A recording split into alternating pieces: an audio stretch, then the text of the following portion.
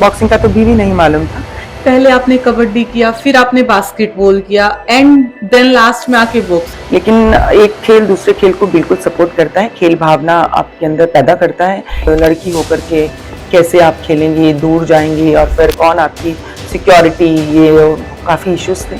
As a coach आपने अब तक किन्हें ट्रेन किया है जो आपकी सर्वश्रेष्ठ उपलब्धि आप जिसे मानते कि हाँ मैंने इसे ट्रेन किया?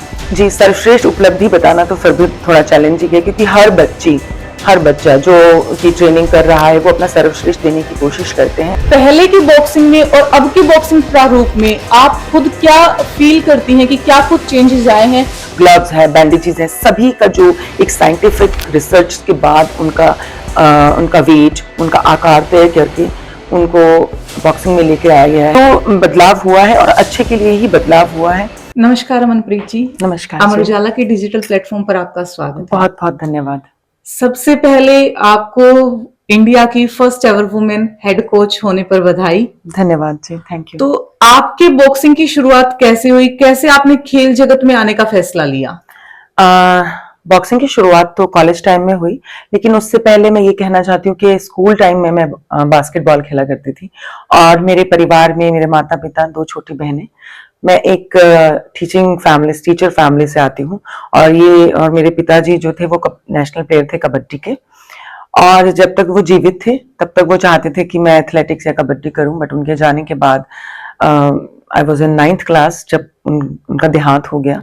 और मेरे जो स्कूल के पीटीआई थे श्री हेमचंद जी, उन्होंने मेरी हाइट देखते हुए ये फैसला किया कि मुझे बास्केटबॉल खेलना चाहिए। तो स्कूल, नेशनल और फिर बाद में कॉलेज में भी जब मैंने बास्केटबॉल ही खेला, इंटर यूनिवर्सिटी तक खेला। और बॉक्सिंग की शुरुआत में कहूंगी कि ये 2000 में first ever women boxing introduce हुई थी इंडिया में।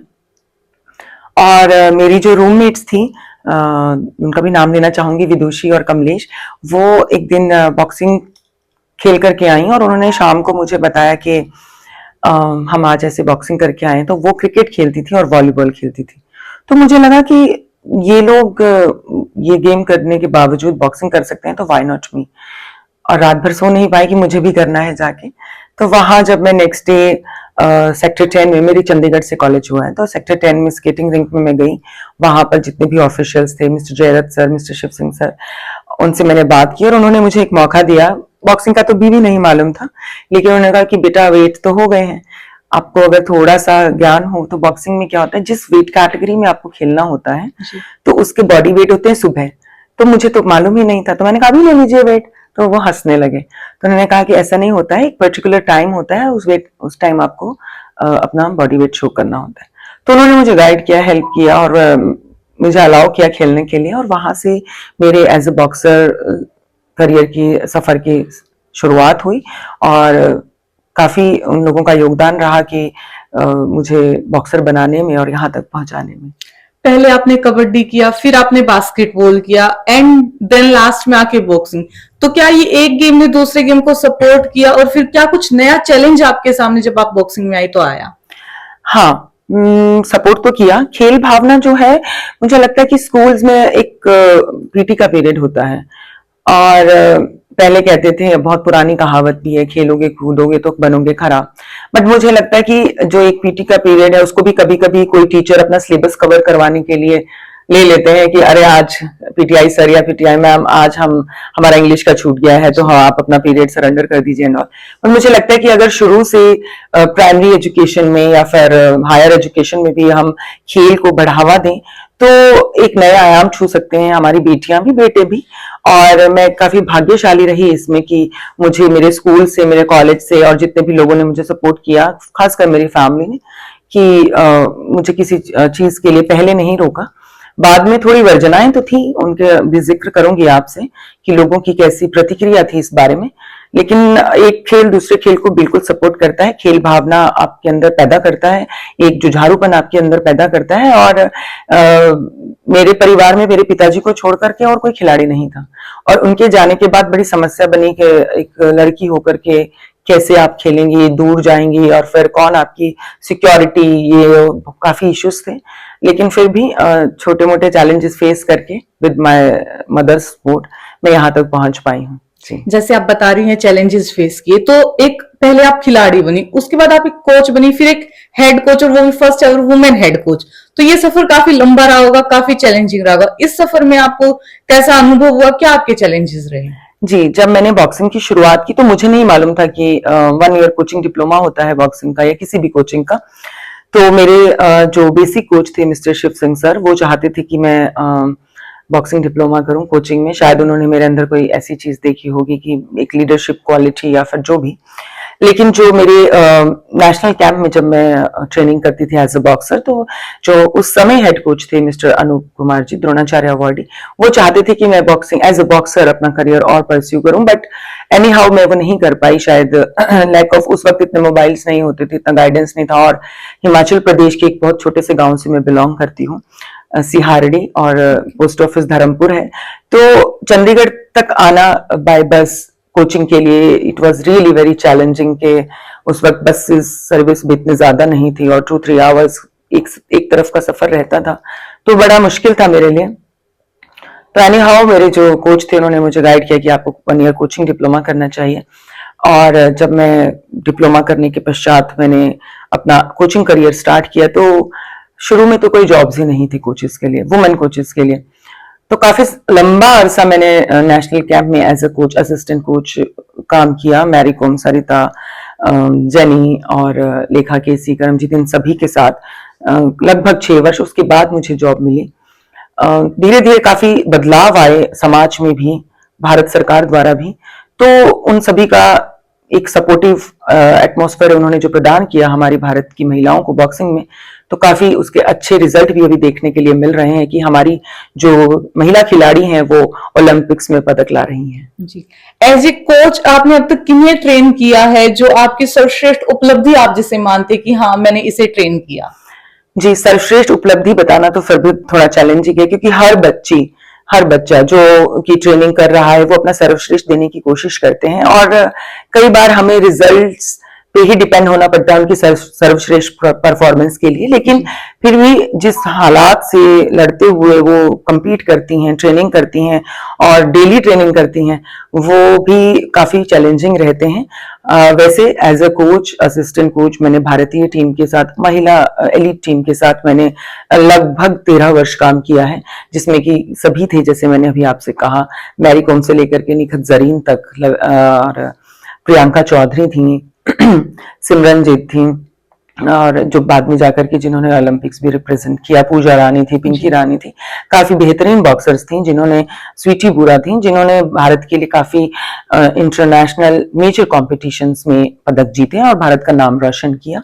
और जब वर्ष 2017 में मुझे स्पोर्ट्स अथॉरिटी ऑफ इंडिया के द्वारा और बॉक्सिंग फेडरेशन ऑफ इंडिया के द्वारा head coach, junior women team का हेड कोच बनाया गया, उसके पश्चात हमने काफी, पूरी टीम ने काफी कोशिश की कि हमारे जो भारतीय मुक्केबाज लड़कियां हैं वो अंतरराष्ट्रीय स्तर पर बहुत अच्छा परफॉर्मेंस कर सकें, और सभी टीम और साई के सपोर्ट द्वारा, बीएफआई के सपोर्ट के द्वारा हमारी महिला बेटियों ने काफी अच्छा प्रदर्शन किया, और काफी लंबे समय तक हम एशिया में नंबर 1 रहे।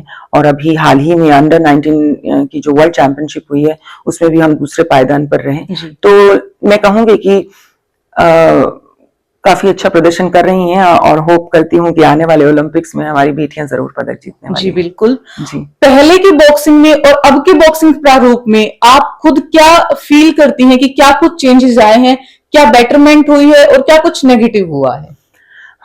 देखिए, प्रारूप तो थोड़ा बदला है, जैसे कि पहले समय में 2-2 मिनट के 4 राउंड्स भी होते थे, जी। और लेकिन अभी 3 मिनट्स के 3 राउंड्स हैं, अगर मैं एलीट और यूथ अंडर 19 गर्ल्स की बात करूं तो, और सब जूनियर और जूनियर लेवल पर 2 मिनट्स के ही राउंड है अभी भी 3।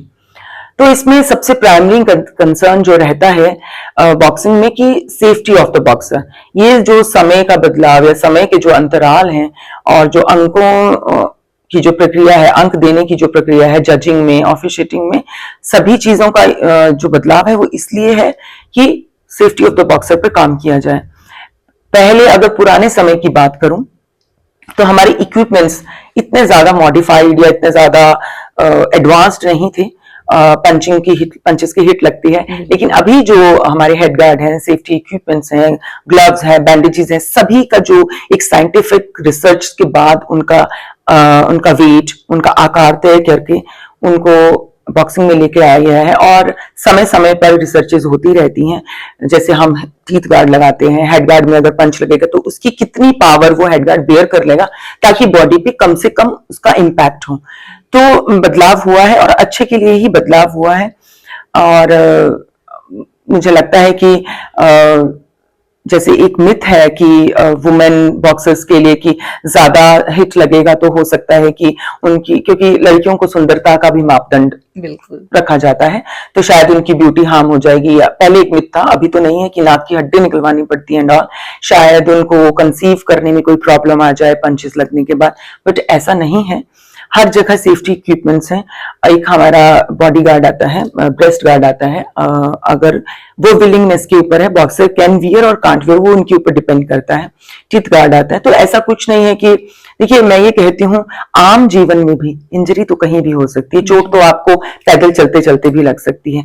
बट अभी आज की जो महिलाएं हैं, माएँ हैं, बेटियां हैं, बहनें हैं, जो भी, वो सब ये चाहते हैं कि जो हम नहीं कर सके वो हमारी बेटी करके दिखाए। हमारे जो सपने, दूसरों के सपने पूरे करने में थोड़े सा अधूरे रह गए हैं, वो अपनी बेटियों के जरिए पूरा करना चाहती हैं। और आज की लड़कियां बहुत ज्यादा जोश वाली हैं, जुझारू हैं, समझदार हैं। वो अपना करियर खुद चुन रही हैं और अपनी मर्जी से बॉक्सिंग कर रही हैं। अभी हमने बात की इंजरी की, तो क्या कभी आपने अपने पर्सनल लेवल पे ऐसी इंजरी को फेस किया, या जब आपके खिलाड़ी को कोई इंजरी होती है तो उन्हें आप मानसिक और शारीरिक रूप से कैसे मनोबल करते हैं? क्या कुछ उनके लिए आप रणनीति अपनाती हैं? जी, देखिए ये एक टीम वर्क है। पहले 20 वर्ष पहले की बात करूं या उससे भी ज्यादा, तो हमारे पास इतने ज्यादा सहायक स्टाफ, जिसको कहेंगे सपोर्टिंग स्टाफ, फिजियोथेरेपिस्ट, मैस्योस या फिर फिजियोलॉजिस्ट, साइकोलॉजिस्ट, ये सब नहीं थे। लेकिन इसमें मैं बहुत ज्यादा आभार व्यक्त करना चाहती हूँ भारतीय स्पोर्ट्स अथॉरिटी ऑफ इंडिया का, कि उन्होंने इस बारे पे काम किया। और अभी हर एक खिलाड़ी को, अगर वो अच्छा परफॉर्म कर रहे हैं, तो उन्हें स्टाफ दिया जाता है। फिजियोथेरेपिस्ट हमारे सेंटर्स पे, जितने भी साइक के सेंटर्स हैं, वहां पर काम करते हैं। और साइकोलॉजिस्ट भी रहते हैं। इससे पहले कोच जो है यही रोल निभाते थे, क्योंकि मुझे लगता है कि पेरेंट्स के बाद, टीचर्स के बाद, अगर किसी खिलाड़ी के जीवन में कोई महत्वपूर्ण स्थान रखता है तो वो एक कोच है। तो कोच की एक मॉरल रिस्पॉन्सिबिलिटी बनती है कि उसके फिजिकल वेलबींग के साथ साथ उसके मेंटल वेलबींग का भी ख्याल रखें और उनके ओवरऑल वेलबींग पर काम करें। देखिए कोई भी खेल जीवन का एक हिस्सा है और वो पूरा जीवन बनाने का आधार भी हो सकता है। तो इसी पर हम लोग काम करते हैं। जितने भी कोचेस काम करते हैं वो इसी पर काम करते हैं कि हमारा बच्चा, हमारा खिलाड़ी कल को भारत देश के विकास में मदद कर सके। ऑब्वियसली अपना करियर तो बनाए ही बनाए, और जो आने वाली पीढ़ी है उसको भी प्रेरित करें। और अगर किसी बच्चे को इंजरी हो जाती है तो पहले उस इंजरी का लेवल चेक करते हैं कि हाँ 1-2 दिन में ठीक होने वाली है, या फिर जैसे किसी का मसल टियर हो गया, किसी के शोल्डर में कुछ प्रॉब्लम हो गई, किसी को नी में कुछ प्रॉब्लम हो गई, तो उसकी जो सर्जरीज हैं, अगर वो साई का खिलाड़ी है, वो सब उसका जो भी खर्च है साई द्वारा बेयर किया जाता है। सबसे ज्यादा जो मुझे लगता है कि अच्छे खिलाड़ी नहीं उभर पाते हैं अगर, तो फाइनेंशियल जो अगर सपोर्ट नहीं है खिलाड़ी के पास, अगर वो एक हम्बल फैमिली से आते हैं तो, लेकिन इसका भी बहुत ज्यादा ख्याल रखा जाता है स्पोर्ट्स अथॉरिटी ऑफ इंडिया द्वारा। और मुझे लगता है स्टेट गवर्नमेंट्स भी इस पर काम करती हैं कि अगर कोई अच्छा खिलाड़ी है तो उसकी इंजरीज पर काम किया जाए, उनको रिहैब कराया जाए और फिर वापसी करवाई जाए। और साइकोलॉजिस्ट तो रहते ही हैं, लेकिन मैंने आपसे कहा कि जो कोचेज हैं उनका बहुत बड़ा रोल रहता है स्पोर्ट्स स्टाफ के साथ मैनेज करना, बच्चों को मैनेज करना, उनको बार बार प्रेरित करना कि जिंदगी का हिस्सा है कोई चोट, कोई हादसा पूरी जिंदगी नहीं बदल सकते। तो यही है। तो आने वाले वर्षों में या अभी हाल फिलहाल में कौन सी ऐसी नई प्रतिभा है जिसके साथ आप जी तोड़ मेहनत कर रही हैं, जिसको आप देखते हैं कि हाँ ये इंडिया को एक अलग लेवल पर लेके जाएंगी? ऐसी कोई खिलाड़ी आप अभी हाल फिलहाल में प्रिपेयर कर रही हो? अभी तो मैं अंडर 19 में काम कर रही हूँ एज अ हेड कोच। और अभी हमारा ट्रेनिंग है। हमारे पास जितनी भी बच्चियां सेलेक्ट होकर के आती हैं नेशनल में, गोल्ड, सिल्वर और डबल ब्रॉन्ज जो भी, हम उन पर काम करते हैं। अदरवाइज मैं स्पोर्ट्स अथॉरिटी ऑफ इंडिया में काम करती हूँ एनसीई रोहतक में। और यहाँ पर जितने भी बच्चे सेलेक्ट होकर के आते हैं उन सब पर काम करते हैं। सभी प्रतिभावान हैं, मैं किसी एक का नाम नहीं ले सकती हूँ यहाँ पर, क्योंकि मुझे लगता है हर बच्ची, हर प्रतिभा अपने आप में एक स्पेशल है, अहम है, तो हम सभी पर बहुत ध्यान देते हैं। लेकिन हाँ, कई बच्चे गॉड गिफ्टेड होते हैं, उन चीज़ों को वो काफ़ी टैलेंटेड होते हैं, और अगर वो टैलेंट के साथ-साथ अच्छा हार्ड वर्क करें तो कम समय में अपनी प्रतिभा का प्रदर्शन राष्ट्रीय और अंतर्राष्ट्रीय स्तर पर अच्छे लेवल पर कर सकते हैं। जितनी भी बच्चियां यहाँ सेलेक्ट होकर के आती हैं वो पहले से मेडलिस्ट हैं, मतलब वो नेशनल में अपने आप को प्रूव कर चुकी हैं, और फिर हम उनको अंतर्राष्ट्रीय प्रतियोगिताओं के लिए ट्रेन करते हैं। तो मेरा ये देखिए, अगर मैं सिर्फ एक ही बच्ची पर ध्यान दूंगी तो बाकियों के साथ इनजस्टिस होगा। तो मैं और हमारी पूरी टीम इस बात की पूरी कोशिश करते हैं कि किसी को भी अनअवॉइडेबल, मतलब अवॉइड ना किया जाए, और सभी पर बराबर ध्यान दिया जाए और उनकी प्रतिभाओं को निखारा जाए।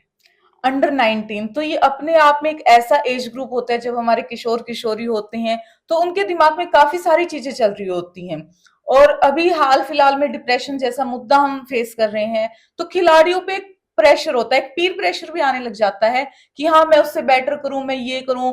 अंतरराष्ट्रीय स्तर पर जब आप खिलाड़ी तैयार करती है तो वो वहां के लेवल को देखते हैं, वहां के खिलाड़ियों को देखते हैं।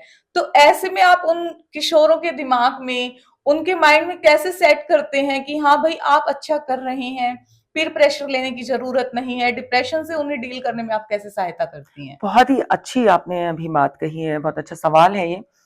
पहले जब मैं जूनियर्स में काम कर रही थी तो एडोलेसेंस एज में एंटर करती हैं गर्ल्स उस समय, जी। मतलब 14 वर्ष, 13 वर्ष, 15 वर्ष की आयु, और उस वक्त एक फिजिकल प्रेशर भी रहता है। आप मेंस्ट्रुएशनल आपकी लाइफ में स्टार्ट होते हैं, एक बहुत बड़ा चैलेंज होता है, आपकी प्यूबर्टी एज स्टार्ट हो रही होती है, और ऑल ऑफ सडन आप यह महसूस करते हैं कि ऑपोजिट जेंडर का झुकाव आपकी तरफ या आपका झुकाव उनकी तरफ हो गया है। तो काफी चेंजेस रहते हैं फिजिकली और मेंटली, तो बहुत ज्यादा। और उस समय ऐसा लगता है कि सब कुछ नया नया, कुछ चीजें समझ में नहीं आती, और if you are using mobile तो मोबाइल की एक दुनिया खड़ी है आपके सामने, आपको गुमराह करने के लिए या थोड़ा सा आपका फोकस डिफोकस करने के लिए। तो वो काफी, मैं कहूंगी, क्रूशियल स्टेज है एडोलेसेंस एज, अंडर 19 में भी यही। तो हमारी जो पूरी टीम है इस पर काम करती है कि बच्चों को एक सही शेड्यूल में रखा जाए, उनकी जो भी छोटी छोटी प्रॉब्लम्स है, क्योंकि उस समय बच्चे को सबसे ज्यादा अटेंशन चाहिए होता है। शी और दे वांट टू टॉक, कि उनके जो भी सवाल उनके अंदर आ रहे हैं, हर कोई आपसे शेयर नहीं करेगा, बट अगर आपका बॉन्ड अच्छा है, अगर आप उनको पहले से ही बहुत अच्छे से उनसे बातचीत, एक बॉन्ड आपका डेवलप हो चुका है, तो वो बिना हेजिटेट करे आपसे अपनी बात कह सकती हैं। और मुझे लगता है कि एक कोच की सबसे बड़ी उपलब्धि ये होती है कि वो अपने बच्चे को समझ सके और उनको एक ऐसा वातावरण, एक ऐसा एटमॉस्फेयर देने की कोशिश करें कि वो अपनी बात सहज तरीके से आप तक पहुंचा सके। कई बच्चियां मेरे जीवन में ऐसी आई हैं कि वो अपने मेंस्ट्रुएशनल पेन को भी नहीं बता पाती थी, even with the lady coaches also.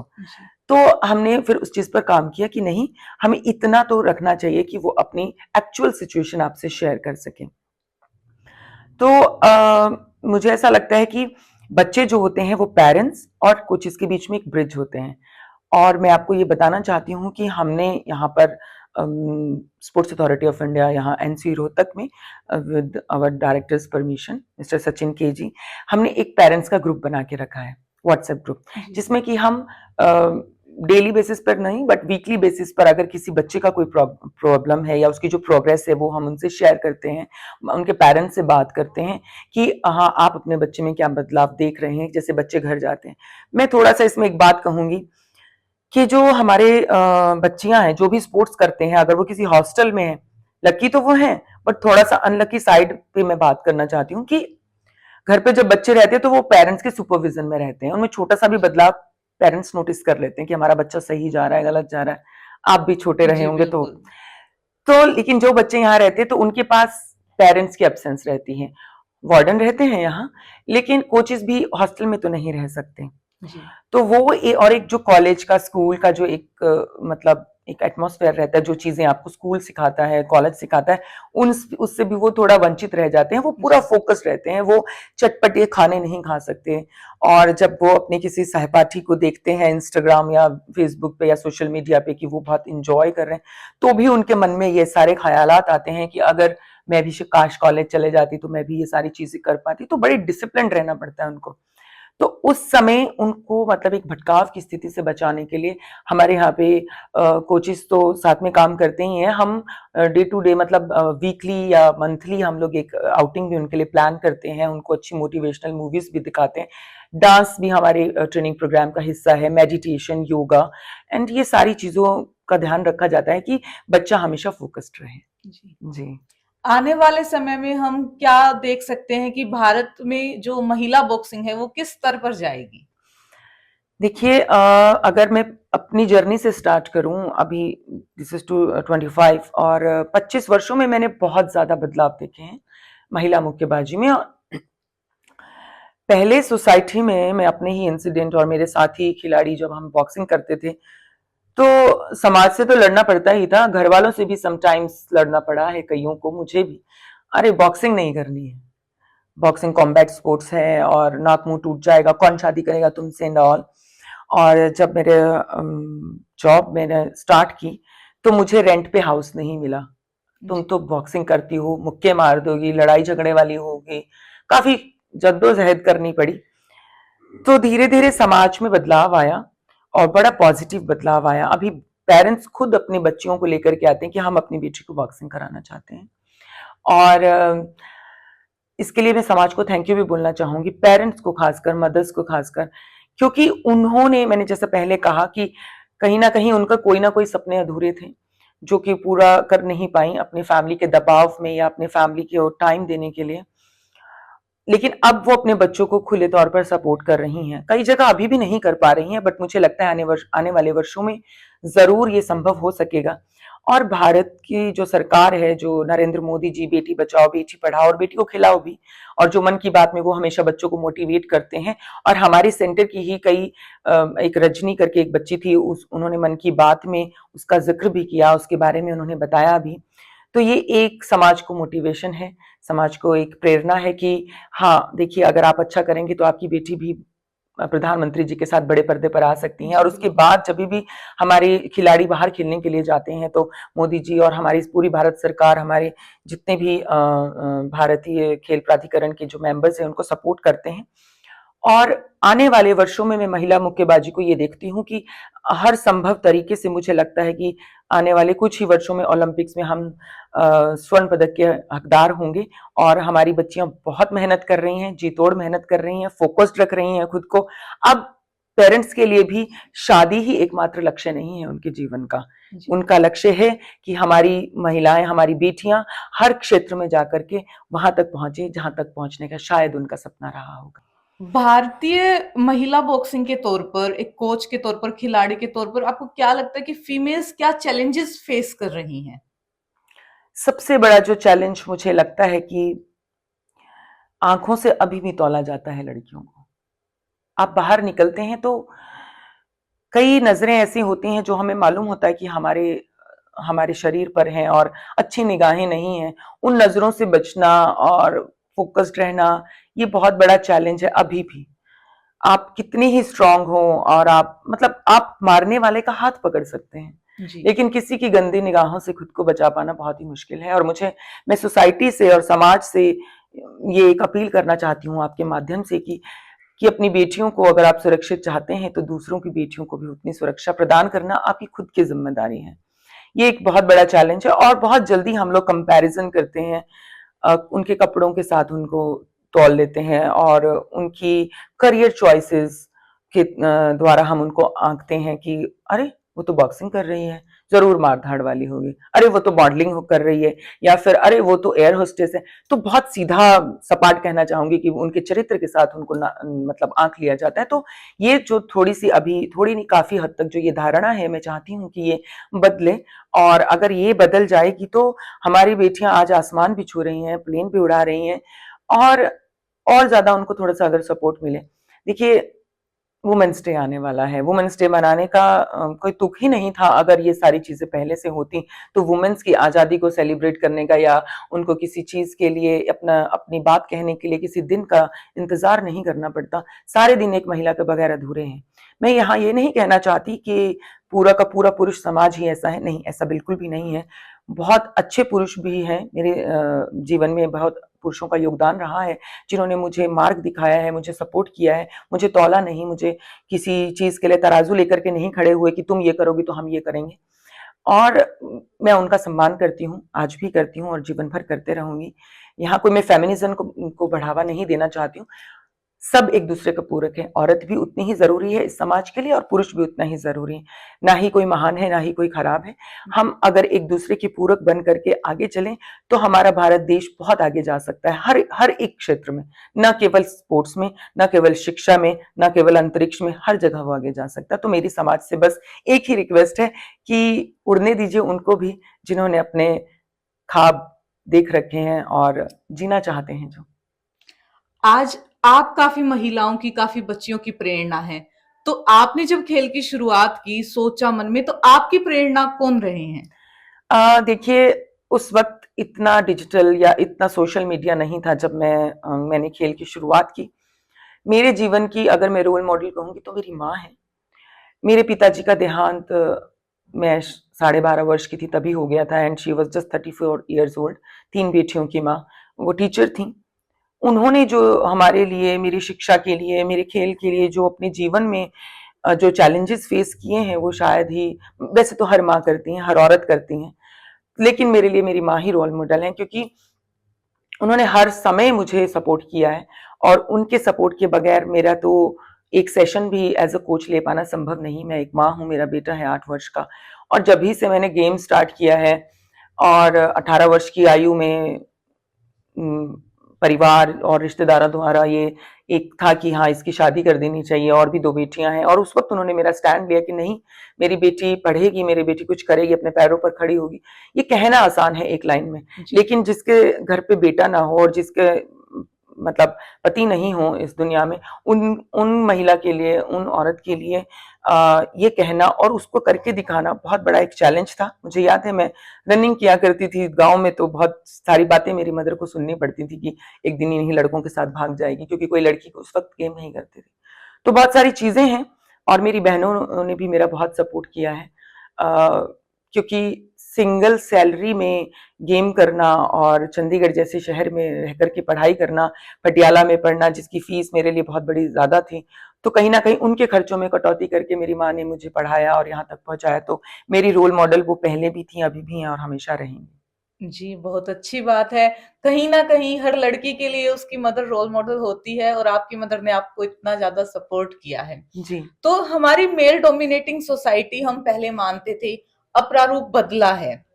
जो आपने अपने चैलेंजेस बताए हैं, इनके अलावा ऐसे कौन से मोमेंट्स रहे हैं जिनको आपको और मेहनत करने के लिए प्रेरित किया कि हाँ, मुझे अब चैलेंज किया गया है, मैं दिखाऊंगी इस मेल डोमिनेट सोसाइटी को, या कहीं और से आपको सप्रेस करने की कोशिश की हो और उससे आपने पार पाया हो? जी, देखिए, हर औरत की जिंदगी में एक सर्टेन एज के बाद एक दौर आता है जब वो माँ बनती है। फिजिकली तो चेंजेस आते ही हैं बॉडी में, वो विजिबल रहते हैं, बट मेंटली जो एक माँ में जो एक चेंजेस आते हैं, और अगर वो वर्किंग वुमन है और फिर जब वो अपने कार्य क्षेत्र पर वापस आती है, ना तो शरीर साथ दे रहा होता है, और समटाइम्स अरे वो तो बच्चा हुआ है या बच्चा दे के बैठी है, लाइक दैट, एंड ऐसी लैंग्वेजेस रहती हैं कभी कभी। और उस वक्त जो आप एक मकाम पर, एक जगह आप काम कर रहे होते हैं, और फिर जब आप वापसी करते हैं तो बहुत बड़ा चैलेंज रहता है। आपको खुद को फिट करना है, आप खुद को आईने में पहचान नहीं पाते हैं। और मैं ये कहूंगी कि एक तरफ माँ का अपराध बोध रहता है कहीं आपके मन में, अरे मैं अपने बेटे को फीड नहीं करा पाऊंगी तो, और मैं काम पे नहीं जा पाऊंगी, तो एक जो उस समय आपको मानसिक संतुलन बनाना पड़ता है ना, वो बहुत बड़ा एक चैलेंज रहता है। और मेरे सफर में भी ऐसा आया। मैं 6 months मैटरनिटी लीव पर थी, तब मैंने पूरा, मेरा फोकस था, थैंक्स टू भारतीय सरकार की, उन्होंने ये हमें एक फैसिलिटी दी है कि हम अपने बेटे के साथ, अपने बच्चों के साथ जब आप माँ बनते तो समय बिता सकें। लेकिन जब आप वापसी करते हैं और उसी जगह पर आप काम करना चाहते हैं, जिस लेवल पर आप काम कर रहे होते हैं, तो वो बड़ा चैलेंजिंग दौर रहता है। तो एक इंसिडेंट आपसे शेयर करना चाहती हूँ। 2017 में फरवरी में मैं माँ बनी थी और मैंने सितंबर में वापसी की, ज्वाइन किया। और मैं उससे पहले एलिट वुमेन के साथ काम कर रही थी एज अ कोच। लेकिन फिर मुझे नेशनल कैंप या किसी भी नेशनल टीम में एज अ कोच हिस्सा, मतलब जगह नहीं मिली, तो वो मेरे लिए थोड़ा खराब था। उनकी भी सोच सही रही होगी, मैं किसी की सोच को गलत नहीं कहती हूँ कि अभी बीइंग अ मदर उसे अपने बच्चे को ध्यान देने की ज्यादा जरूरत है रादर देन की टीम में वापसी करना एंड ऑल। ठीक है, वो भी मैंने एक एज अ चैलेंज लिया कि ठीक है शायद वो सही होंगे, लेकिन मैंने अपने शरीर पर, अपने मेंटल वेलबींग पर और ज्यादा काम किया। और 2017 नवंबर में मुझे जब जूनियर वुमेन टीम के हेड कोच की जिम्मेदारी मिली, तो वो मेरे लिए बहुत बड़ा चैलेंज था कि जो लोग मुझे कल तक सिर्फ एक टीम का असिस्टेंट कोच मानने को तैयार नहीं थे, आज भगवान की दया से या फिर जो भी मेरे पिछले काम को देखते हुए मुझे ये जिम्मेदारी मिली है, तो मुझे बहुत अच्छे से करके दिखाना है। एंड मेरा फर्स्ट जो कंपटीशन था यूक्रेन में था दिसंबर 2017 में, और मेरा बेटा फीड करता था, 8 मंथ्स का था वो, तो मुझे 10 दिन के लिए बाहर जाना था। तो वो जो 1 महीने की जो हमारी प्रिपरेशन थी मेरी मदर के साथ रह करके कि मेरे बेटे को बाहर का दूध चम्मच से पिलाना, जी। और जब भी मैं ट्रेनिंग पे जाती थी आपके कपड़े भी गीले हो जाते थे समटाइम्स, फीट, या आप समझ सकते हैं। बिल्कुल। और बीच में से आना फटाफट की ठीक है 1.5 घंटे के बाद मेरे बेटे को भूख लगने वाली है, और मैं थैंक्स बोलूंगी मिस्टर सरहदी सर का, जो हमारे यहाँ पे पहले डायरेक्टर सर थे, कि उन्होंने हमें ये एटमॉस्फेयर दिया था कि हम अपने समटाइम्स अपने बेटे को कार्य क्षेत्र पर लेकर के आ सके, और उसको जैसे जो हमारी हेल्पर रहती थी तो उसके साथ छोड़ के अगर मैं बीच में फीड कराने जाना चाहूँ तो मुझे मतलब इतनी कंफर्टेबल जोन दिया गया था। जी। तो जब मुझे जाना था तो चम्मच से वो दूध नहीं पी रहा था, तो मेरे लिए बहुत बड़ा चैलेंज था कि अब अगर मैं चले जाऊंगी तो मेरा बच्चा तो भूखा रह जाएगा। जी। तो लेकिन एनी हाउस ने स्टार्ट किया, और फिर जब मैंने ट्रैवल स्टार्ट किया और आप एकदम से जो फीड बंद करते हैं तो आपकी बॉडी में बहुत चेंज आते हैं। और जब मैं यूक्रेन में उतरी और वहां पर पूरा बर्फ गिरी हुई थी, मेरे जीवन का बहुत बड़ा ये चैलेंज और टर्निंग पॉइंट कहूंगी कि मैं कब स्ट्रांग बनी। तो मतलब मेरी जो अपर बॉडी थी बिल्कुल पत्थर की तरह अकड़ चुकी थी, और मुझे फीवर भी हो गया था और खून भी आने जैसी ऐसी स्थिति हो चुकी थी। तो मैंने सोचा नहीं, मुझे हार नहीं माननी है। मुझे, अगर मेरा बेटा वहां में तड़पते हुए छोड़ करके आई हूं, तो मुझे पूरी ताकत झोंक देनी है इस टीम को नंबर 1 लाने के लिए, कि मैं इतने शारीरिक चैलेंजेस फेस कर रही हूँ, तो हो सकता है कि मुझे आंका जाए इस परफॉर्मेंस से कि एक महिला कुछ नहीं कर सकती, देख लिया ना, भेजा था ना, बीमार होकर के बैठ गई एंड ऑल यू नो। तो उस चीजों को शायद कोई कहता भी नहीं, लेकिन मैंने ऐसा अज्यूम किया कि हो सकता है। तो वहां भी एक भगवान ने एक फरिश्ता भेजा, एक कजाकिस्तान की एक हमारी लेडी डॉक्टर थी, मुझे उनकी लैंग्वेज नहीं आती थी, इंग्लिश उनको नहीं आती थी, फिर भी उन्होंने मेरी प्रॉब्लम समझी और मुझे बड़ा हेल्प किया उस चीज से निकलने के लिए। उन्होंने मुझे मतलब फिजिकली भी मुझे मतलब काफी हेल्प किया, और मेडिसिन भी दी, और फिर मैं उस चीज से निकली बाहर। और क्योंकि जब आप पंचिंग पैड कराते हैं तो आपका अपर बॉडी में काफी हलचल होती है, तो वो भी बड़ा एक पेन तो मैं आपसे एक्सप्रेस ही नहीं कर सकती। तो उस पेन से भी नहीं मैं टूटी। तो अब मैं जब भी कोई मुझसे बात करते हैं कि आप सामाजिक वर्जनाओं को या तानों को किस तरह से लेते हैं, तो मैं सोचती हूँ एक माँ से बढ़कर कोई और स्ट्रांग नहीं हो सकता मेंटली, क्योंकि जब आप इन सारी चीजों से निकलते हैं तो ये छोटे मोटे ताने, छोटे मोटे चीजों से आपको फर्क नहीं पड़ता। अगर आप फोकस्ड हैं और आपके ऊपर और भी चीजें रिलाय करती हैं, आपके ऊपर और भी प्रतिभाएं जिनको निखारने का आपको जिम्मेदारी दी गई, तो आप और भी अच्छा कर सकते हैं। आपने अभी अपने चैलेंजेस की बात की है, तो ऐसे ही आगामी समय में कुछ खिलाड़ी ऐसे होंगे जिन्होंने हाल फिलहाल ब्रेक लिया होगा, तो अगर वो खिलाड़ी कमबैक करना चाहे तो आप अपने पर्सनल लेवल पर उनकी सहायता करने के बारे में कैसे सोचती हैं? देखिए, मैं इस बारे में भी खुद को बहुत भाग्यशाली मानती हूँ। मुझसे बहुत सारी बॉक्सर्स जुड़ी हुई हैं जो मुझे समय समय पर फोन पर या साथ में बैठ करके भी हम लोग जब बात करते हैं, जैसे किसी की शादी होती है, शादी के बाद आना, गेम करना दोबारा से, और या फिर मदर बनने के बाद गेम करना, कैसे आपने उसको एक्सेप्ट किया और चैलेंजेस को फेस किया, और मुझे क्या करना चाहिए। ऐसे बहुत सारे सवाल रहते हैं लड़कियों के, या फिर इंजरी के बाद कैसे कम बैक करना चाहिए। तो बहुत सारी चीजें रहती है। देखिए, हमारा शरीर हमारे दिमाग से काम करता है। हम जैसे भी थॉट्स इसमें डालेंगे हमारा शरीर वैसे ही काम करेगा। तो शरीर को सुदृढ़ बनाने से पहले, स्ट्रांग बनाने से पहले आपका मानसिक लेवल बहुत अच्छा होना चाहिए, आप बहुत स्ट्रांग होने चाहिए। तो कन्वर्सेशन इज द बेस्ट की आप उनके लिए, उनको सुनने के लिए हमेशा उनके साथ खड़े हों, और उनको गाइड करने के लिए, उनको वो सुविधाएं, उनको वो कंफर्ट जोन देने के लिए अगर आप उनके साथ हैं तो वो शेयर भी करेंगे और आपकी चीजों को सुनेंगे भी, और आगे भी उस चीज को इम्प्लाई भी करेंगे अपने लाइफ में। तो अभी काफी बच्चियां हैं जिनको इंजरी के बाद कम बैक करना बहुत मुश्किल रहा है, जी। लेकिन फिर भी उन्होंने करके दिखाया और रिहैब तो किया ही किया। फिर उनको देखिए, इसमें क्या होता है ना कि ट्रेनिंग का बहुत बड़ा पार्ट है। आप एकदम से उनको उतना लोड नहीं दे सकते। अगर कोई आप ट्रेनिंग करनी, इंजरी के बाद कोई कमबैक कर रहा है, तो gradually you have to increase the load, training load.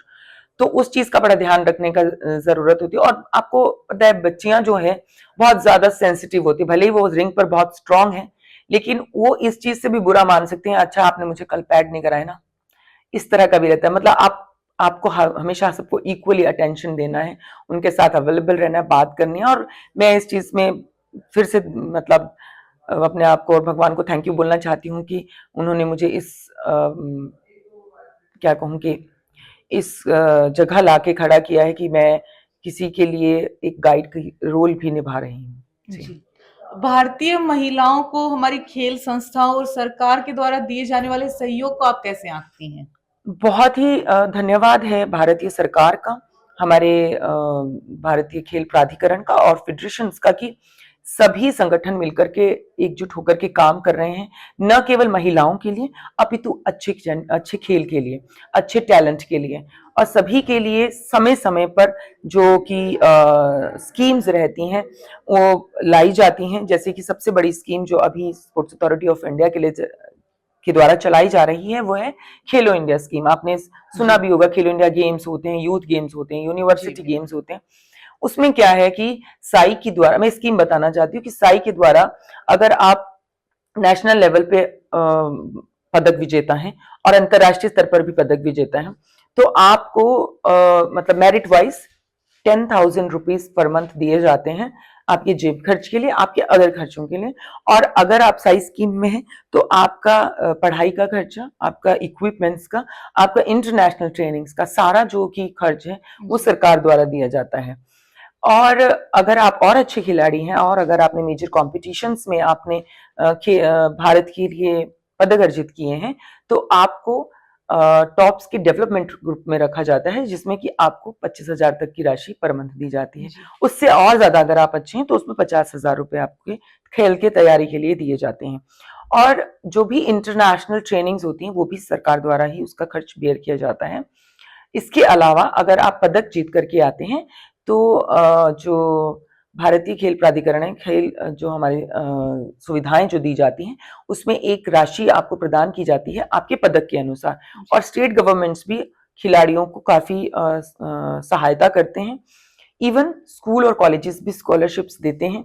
और अगर कहूँ तो कहीं कहीं किसी किसी प्रदेश में, खासकर हरियाणा में, अगर आप पदक जीत करके आते हैं तो आपको ग्राम पंचायत द्वारा या जो भी आपकी खाप रहती हैं उनके द्वारा भी सम्मानित किया जाता है और आपको बढ़ावा दिया जाता है।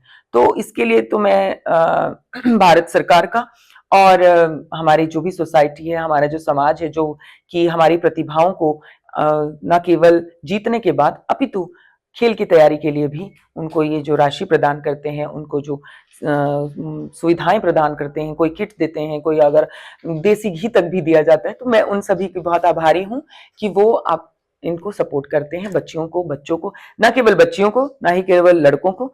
टैलेंटेड है, अच्छे परफॉर्म कर रहे हैं तो सबको सपोर्ट करते हैं। तो धन्यवाद उसके लिए। जी, आप हिमाचल की एक छोटी सी जगह से आके आज भारत में अंतरराष्ट्रीय स्तर पर अपनी पहचान बनाई है, तो इनमें आपका सबसे गौरवशाली क्षण कौन सा रहा है? सबसे गौरवशाली क्षण अगर करियर की बात करूं तो जब हमारी बेटी टॉप पोडियम पे होती है और जब हमारा भारत का राष्ट्रीय गान वहां बजता है और सबसे ऊंचा तिरंगा होता है, तो वो मेरे जीवन के सबसे गौरवशाली क्षणों में है, सबसे गौरवशाली।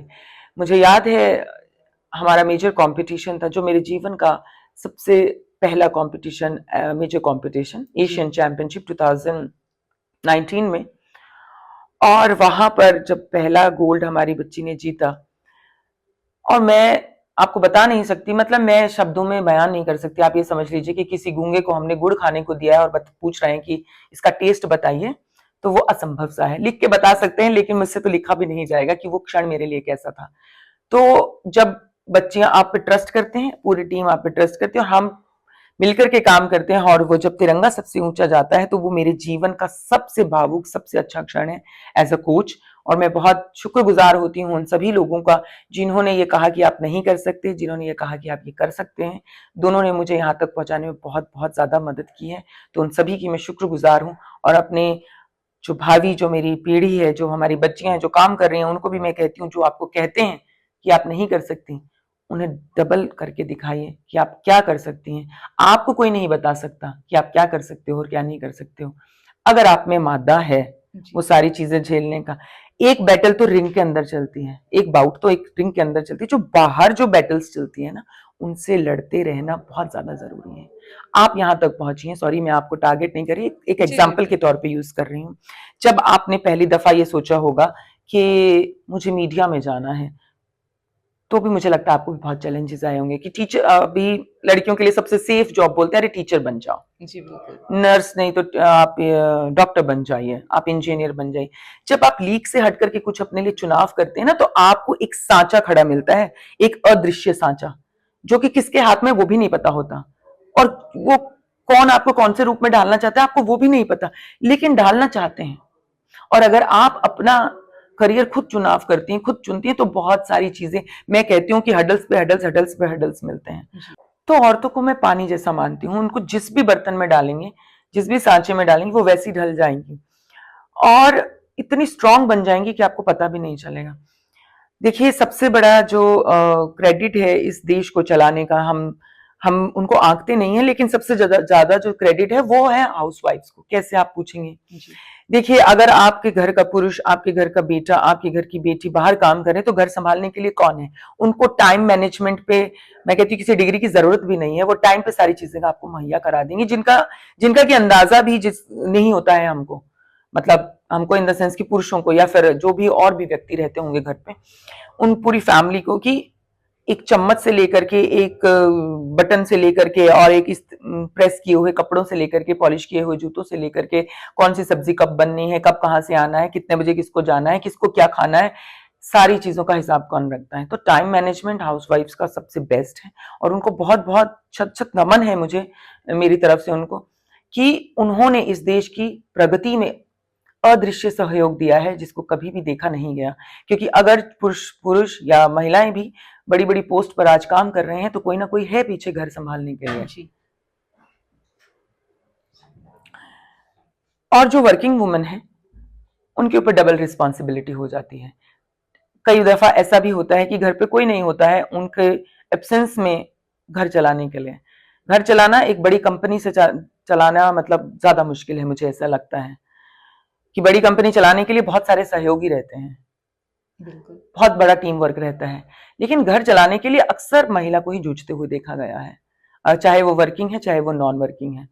तो उनके जैसा स्ट्रांग कोई भी नहीं होता। इसीलिए मैं कहती हूँ कि वो पानी जैसी हैं, वो हर आकार ले लेती हैं, और उतनी ही स्ट्रांग भी हैं, उतनी ही शक्तिशाली भी हैं।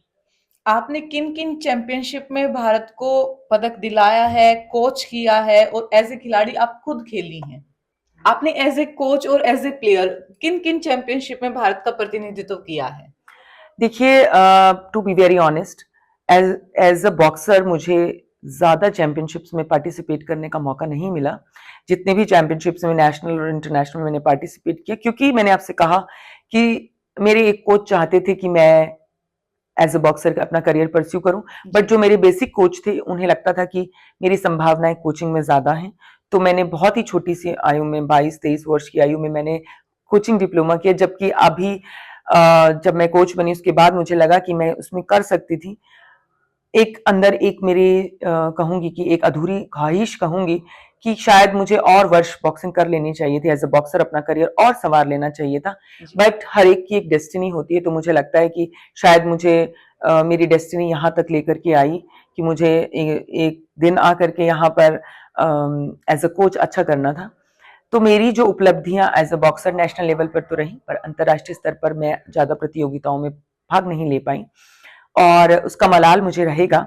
लेकिन उस मलाल को मैंने कहा कि जो पेरेंट्स की अधूरी ख्वाहिशें होती हैं वो अपने बच्चों में देखते हैं, उसी प्रकार से मेरी जो अधूरी ख्वाहिशें रही हैं एज अ बॉक्सर, तो वो मैं अपने ट्रेनीज में देखती हूँ, और जब वो पदक जीतते हैं और वो विश्वास करते हैं मुझ पर, तो वो मेरे जीवन का बहुत ही सुखमय एक क्षण, एक रिलीफ जिसको बोलते हैं ना, जैसे अगर आप कहें कि आपके कहीं दर्द हो रहा है और जब मेडिसिन खाने पे थोड़ा आपको रिलीफ सा मिल जाता है, उससे ज्यादा ही रिलीफ मुझे बहुत ज्यादा रिलीफ मिलता है जब मेरे द्वारा ट्रेन किए गए खिलाड़ी अंतर्राष्ट्रीय स्तर पर भारत का बिगुल बजाते हैं। और सबसे ज्यादा जो है कि एशियन चैंपियनशिप और वर्ल्ड चैंपियनशिप में हमारे खिलाड़ियों ने बहुत अच्छा प्रदर्शन किया। एशिया की बेस्ट बॉक्सर्स चुनी गई, सबसे पहले अरुंधति चौधरी, उसके बाद माही राघव, और उसके बाद देविका घोरपड़े। और वर्ल्ड चैंपियनशिप में देविका, रवीना और अभी पार्थवी, वंशिका, इनका स्वर्ण पदक, ऋषा वर्मा, इन सभी बच्चियों ने स्वर्ण पदक जीता और यूरोपियन कंट्रीज को बीट किया, एशिया की नंबर 1 कंट्रीज को बीट करके यहाँ तक पहुंची। तो वो मेरे जीवन का बहुत ही अनमोल क्षण थे। सुषमा है, विनका है, काफी बच्चियां हैं जिन्होंने अंतर्राष्ट्रीय प्रतियोगिताओं में न केवल भारत का प्रतिनिधित्व किया, न केवल स्वर्ण पदक जीता, अल्फिया पठान है, पूनम है, अपितु उन्होंने एशिया और वर्ल्ड के बेस्ट बॉक्सर्स के खिताब भी जीते। जी जी। महिला दिवस के उपलक्ष्य में आप हमारे दर्शकों को क्या संदेश देना चाहेंगी? क्या आप इन नई बच्चियों को और जो महिलाएं हैं उनको क्या संदेश देना चाहेंगी? सबसे पहले तो बच्चियों को मैं ये संदेश बाद में दूंगी, लेकिन एक, पता नहीं आप इस बात को क्या माने, मुझे वैसे तो मैंने भी आज पिंक पहना है। मुझे लगता है कि औरतों को सिर्फ एक कलर से संबोधित करना या उनके लिए सिर्फ एक कलर में उनको बांट देना, किसी को नीला है, किसी को पिंक है, गुलाबी है, ये मुझे नहीं लगता कि उचित है। क्योंकि औरत, एक लड़की, सभी के जीवन में बहुत रंग भरती है। तो उनसे ज्यादा खुशियां का रंग, एक सपोर्ट करने का रंग, एक बहन की तरह सपोर्ट, एक दोस्त की तरह सपोर्ट, तो वो जो रंग भरती है, तो मुझे लगता है कि वो आज की जो महिला है वो सिर्फ एक ही रंग तक सीमित नहीं है। वो काला रंग भी पसंद करती हैं, वो सफेद रंग भी पसंद करती हैं, और वो हरा रंग भी पसंद करती हैं। तो बहुत कलरफुल हैं। तो मुझे लगता है पहले तो कि हमें सिर्फ पिंक तक ही मत सीमित किया जाए। हम खुशियों के रंग भी भरते हैं, जी तो हमें उस चीज में भी मतलब आगे बढ़ाया जाए।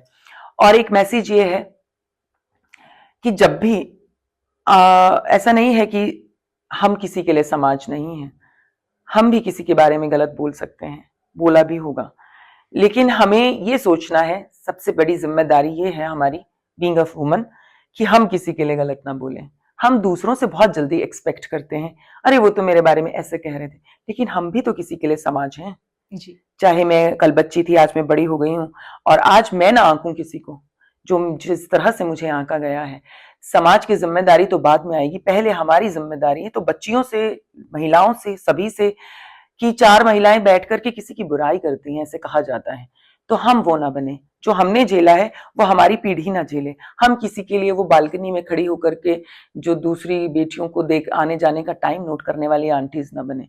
मुझे ऐसा लगता है कि हमें हर हर जगह हमें सपोर्ट करना चाहिए। हो सकता है कोई बेटी लेट आ रही हो तो हमें भी उसका सपोर्ट करना चाहिए, रादर देन अरे ये कोई टाइम है इसका घर आने का। इस तरह के जो जुमले हैं वो ना उछाले जाएं और सपोर्ट किया जाए हर आने वाली लड़की को, हर बुजुर्ग को, हर रिटायर्ड महिला को, हर एडोलेसेंस एज से निकलती हुई बालिका को, और हर प्रेगनेंसी जो प्रेग्नेंट हैं वुमेन्स उनको, और जो वर्किंग वुमेन है उनको, जो हाउस वाइफ है उनको, हर किसी को एक दूसरे को सपोर्ट किया जाए। मेनोपॉज से जूझती हुई महिलाओं को, रिटायर्ड महिलाओं को, दादी नानी, सबको सपोर्ट करना चाहिए एक दूसरे का। और पुरुषों को भी हर बार सिर्फ नेगेटिव ही चश्मे से ना देखा जाए। हमें हमारे हमारे जीवन में हमारे पिता, हमारे भाई, हमारे दोस्त, हमारे मेंटोर्स, हमारे कोचेस, बहुत सारे लोग हैं जिन्होंने हमें सपोर्ट किया होता है आपको यहाँ तक पहुंचाने के लिए। और हाँ, एक सपोर्ट और भी रहता है, जो आपको आपके जीवन में अवरोध बनते हैं कि आप ये कर ही नहीं सकते, उसके बस की तो बात ही नहीं है। अरे वो क्या संभालेगी टीम को, जी उसका काम तो रोटी बनाना है, बच्चे संभालना है। तो उनका भी मैं मतलब, आप लगे रहें, इस तरह की बातें करते रहें। और बच्चियों, आप आगे बढ़ते रहिए, महिलाएं आप आगे बढ़ते रहिए, लेकिन एक सही दिशा में आगे बढ़ना बहुत जरूरी है। स्पीड मैटर नहीं करती, दिशा मैटर करती है। आज नहीं तो कल आप जरूर अपनी मंजिल पालेंगे, लेकिन थोड़ा सा फोकस्ड होना और ज्यादा जरूरी है। और सबसे बड़ा जो अभी भ्रम जाल है सोशल मीडिया का, उससे थोड़ा सा कम इंटरेक्शन करें और अपने जीवन की दिशा और गति पर ध्यान रखें। अमनप्रीत जी, अमर उजाला के साथ जुड़ने के लिए आपका बहुत बहुत धन्यवाद। आपने अपने इतने कीमती समय में से हमारे लिए समय निकाला और मैं आशा करती हूँ कि इस महिला दिवस के उपलक्ष्य पर हमारी महिलाएं इनके दिए संदेश को समझेंगी और समाज में एक पॉजिटिव सोच आएगी। धन्यवाद। मैं श्वेता सिंह, मेरे साथ मौजूद हैं मेरे सहयोगी रोहित आगर। अगर आप ये वीडियो YouTube पर देख रहे हैं तो हमारे चैनल को सब्सक्राइब करें और बेल आइकन को दबाना ना भूलें। अगर आप Facebook पर ये वीडियो देख रहे हैं तो हमारे पेज को लाइक करें।